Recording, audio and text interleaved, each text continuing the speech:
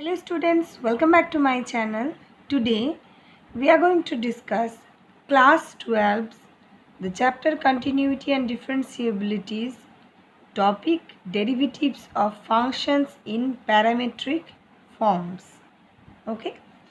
Now sometimes x and y are given as functions of a single variable like x equals to suppose g of t. This is third variable, okay, and y equals to suppose h of t are two functions of the variable t, means x is a function of the variable t and y is also a function of the variable t. In such a case, x and y are called parametric functions or parametric equations and t is called the parameter. X and y, these two are called parametric functions. T is called the parameter. Now to find dy dx, in case of parametric functions, we first find out the relationship between x and y by eliminating this parameter. Okay. Now that's the process of finding dy dx. Now how we will be doing it? That we will be discussing now. There are two methods for finding dy dx. Okay, for parametric functions. Number one, eliminating the parameter, means eliminating t, and number two, it's better to write the parameter, and number two, if elimination is not convenient, then we can find out dy dx in this way. Dy dx equals to dy dt divided by dx dt. Okay, so we can find out very easily dy dt from the function y and dx dt also from the function x, and then we can just directly divide it and we will get dy dx. So we will do some of the examples now. So students, this is the first question that I have taken. This one, the same, not exact but little bit different here, but ultimately the sum is same. So the same sum is there in your NCERT exercise of this particular topic, derivatives of functions in parametric forms. You will get this question over there. So I am doing it. Look, x is given like this, so we will just simplify x little bit. It's cos t plus half log of tan square t by 2. So we are just multiplying 2 here because this 2 is the exponent, it will come before log. So actually it's becoming half into 2 log of tan t by 2. Therefore we can write down a cos t plus half, means this 2 will be cancelled out. So finally we are getting log of tan t by 2. After this, if we differentiate this whole with respect to t, we will get dx dt equals to, a is common here because scalar, then minus sin t. Why? Because differentiation of cos t, derivative of cos t is minus sin t, plus log derivative is 1 by tan t by 2. Tan t by 2's derivative, this I am using chain rule. Tan t by 2's derivative sec square t by 2, and t by 2's derivative is half. Okay, So ultimately we are getting dx dt equals to a into minus sine t tan t by 2. This half I am writing first, 2 sec square t by 2 divided by tan t by 2. We will just expand everything in sine and cos. Then we are getting here cos of t by 2 divided by sine of t by 2. This is for tan t by 2. Tan t by 2 was there in the denominator. That's why the reciprocal like this is here multiplied. Then in the denominator it will be cos square t by 2.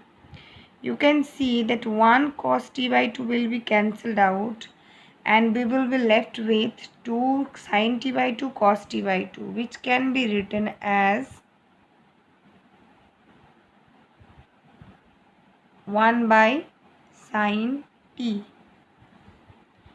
It can be simplified as sin square t plus 1 divided by sin t. 1 minus sin square t means cos square t. So it's actually cos square t divided by sin t. Let's keep it like this. We will be going to y means dy dt. Y equals to a sin t. From this dy dt equals to a cos t. Therefore, what I told, we can now apply the second method. That means dy dx equals to dy dt divided by dx dt. Dy dt means a cos t and dx dt means a cos square t here and sin t in the numerator. A will be cancelled out. 1 cos t will be cancelled out. So we are left with sin t divided by cos t. It means tan t. And tan t will be then the answer of the whole question. When we are getting dy dx, we are getting the value as tan t, and that's the answer. Now students, I have taken another one question for you, which is example 2, and this question you can see in the screen.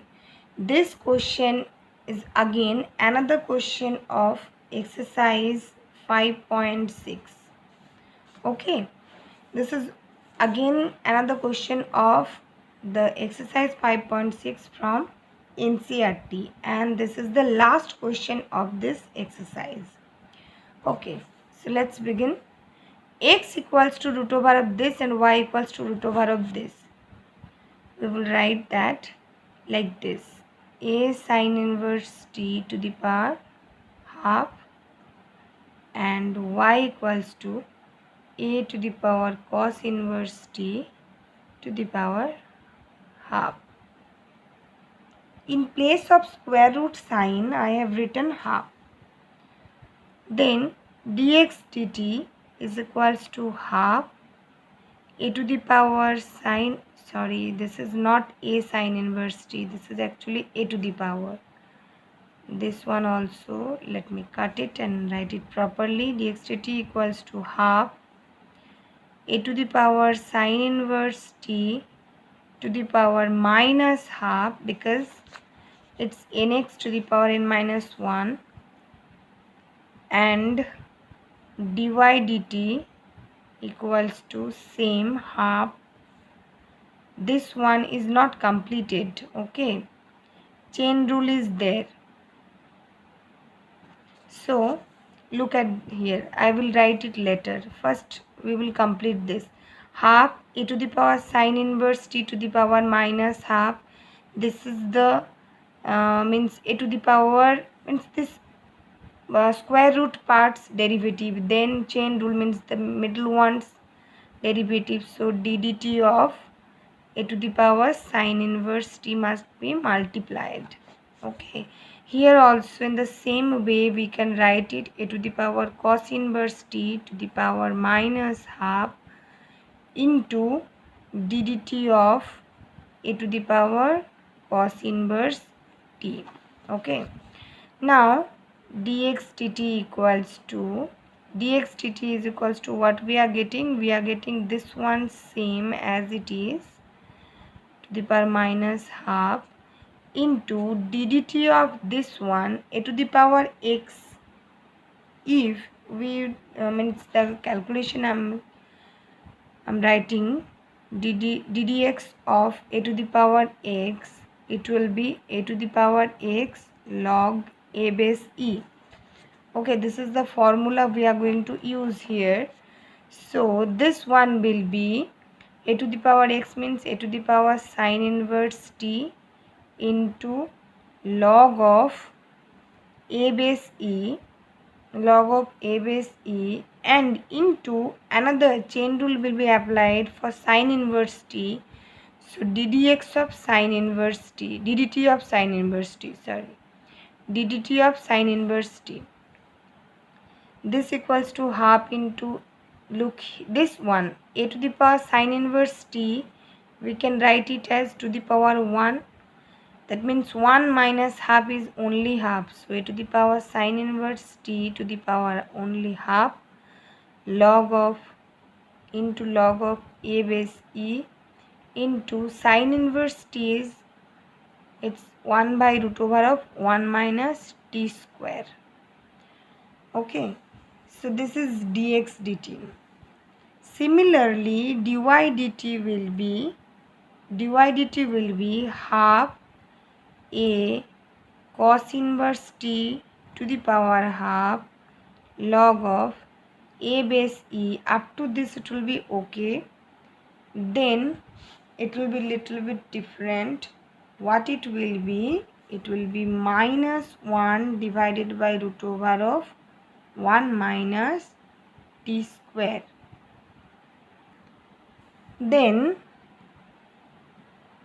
we are going to find dy dx, that means dy dt divided by dx dt, right? So what is dy dt? We have got this. And what is dx dt? We have got this. If we divide this by this, it is quite obvious half will be cancelled out, log a will be cancelled out, 1 by root over of 1 minus t square, this portion also will be cancelled out, only 1 minus 1 will be left. So I'm writing like this, minus 1 a to the power cos inverse t to the power half divided by a to the power sine inverse t to the power half. Now rest of the things will be cancelled out because they are same. Now minus 1, this is actually, look here, this is actually y and this one is actually x. So we can write it as minus y by x. So dy dx equals to minus y by x, and it is proved. We had to prove it and we have proved it.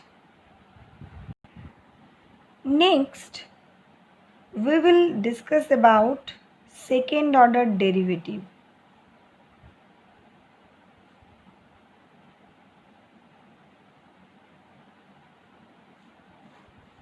Now, if y equals to, suppose y equals to fx, then we know that dy dx equals to f dash x. This is called first order derivative. Now, if f dash x is differentiable,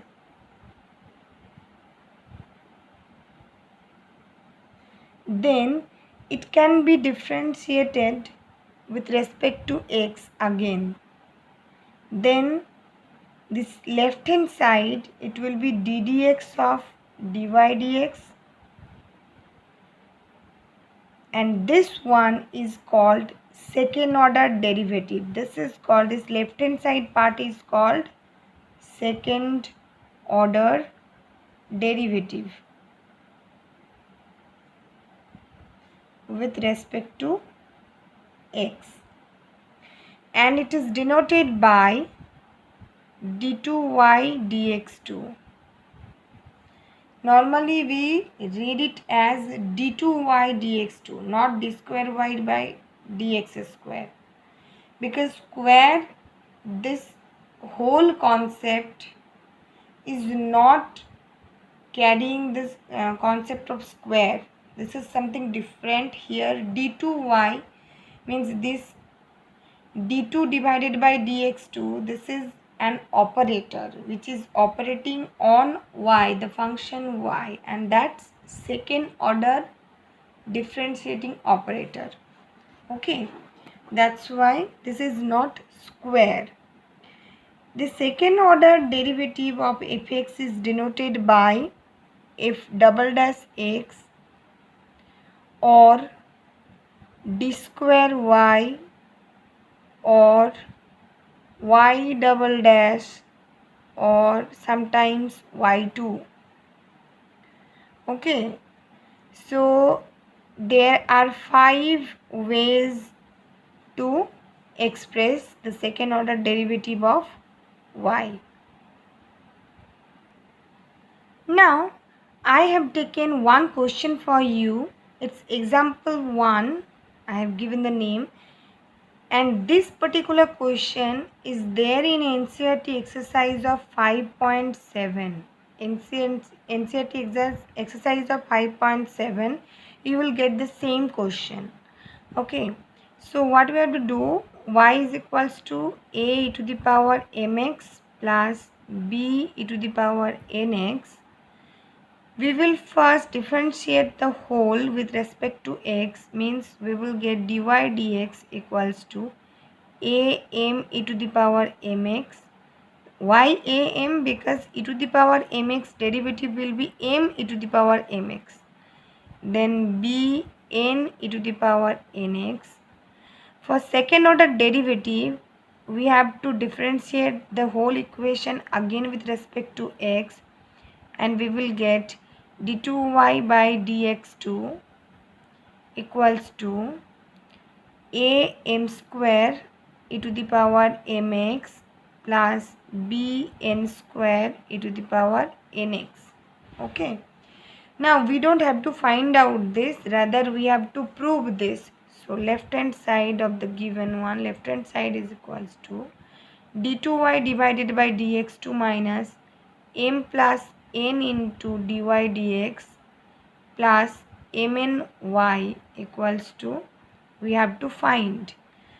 So this one we will put as am square e to the power mx minus plus bn square e to the power nx minus m plus n into dy by dx. So we will just multiply this with m plus n. It will be minus a m square e to the power mx minus b mn e to the power nx minus a mn e to the power mx minus bn square e to the power nx. Then mny means we have to multiply mn with it, plus a mn e to the power mx plus b mn e to the power nx. It means you can see very clearly that am square e to the power mx, this will be cancelled out, bn square will be cancelled out, minus am e to the power mx, this will be cancelled out, minus bmn, this will be cancelled out. So all the terms are getting cancelled out, that means we are getting 0, and we had to prove it as 0. So we have got the right hand side and proved. Okay, so this is the way of doing and finding d2y by dx2. Means first you have to find out dy dx, and then you again differentiate it with respect to x, and you will get the value of d2y by dx2. if any this type of equations given, then you find out, means put all the known values in the left hand side and try to get the right hand side's result to prove the required equation. Okay, so this is all about today's session, students. I hope you all have understood. Now you can do by your own, obviously, exercise 5.6 and exercise 5.7. All questions can be done in the same way very easily. So I hope you will do it.